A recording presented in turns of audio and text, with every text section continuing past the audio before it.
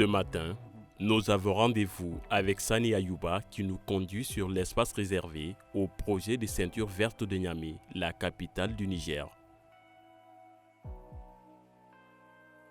Engagé dans la protection de l'environnement, l'une de ses préoccupations majeures, la dégradation depuis des décennies de cette forêt prévue pour servir de poumon vert à la capitale.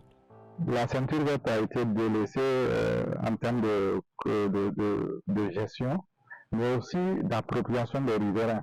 Parce qu'il était important de continuer la sensibilisation pour que les gens comprennent pourquoi cette ceinture verte a été créée. Initiée depuis les années 60 au lendemain des indépendances, la ceinture verte fait partie des aires protégées au Niger.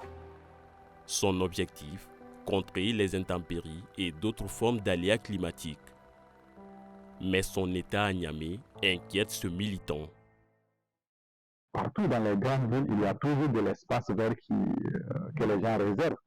New York, il y a Central Park. À Paris, dans plusieurs quartiers, on a l'habitude de voir, ils ont des parcs, des espaces verts où il y a vraiment un écosystème qui est entretenu et tout.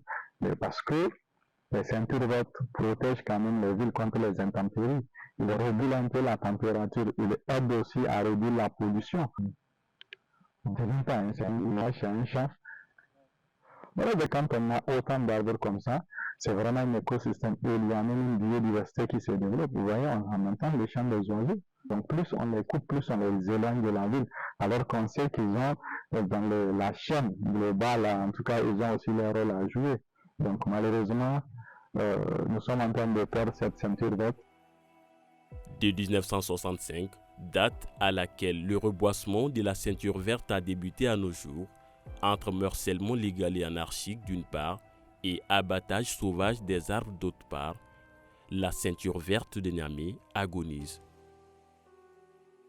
Plus près, nous constatons la présence des édifices publics et privés, de même que des habitations, et à l'intérieur, des constructions qui grignotent considérablement la ceinture verte. Le plus important, c'est d'intensifier la sensibilisation pour que tous les riverains ou la population de Niamey puissent comprendre l'utilité de la ceinture verte et maintenant s'engager à sa protection et à profiter des services écosystémiques. Dieu seul sait l'apport que cette ceinture verte nous donne en tant qu'habitants de Niamey, en termes de purification de l'air que nous respirons, en termes de réduction de la vitesse du vent. Quand il y a des intempéries et tout ça, parce que les arbres, c'est ça. Les arbres ont un rôle aussi de fixation des sols. Pourtant, la ceinture verte de Niamey fait partie des aires protégées au Niger. Rien qu'en 2020, les autorités ont pris des mesures visant à la protéger.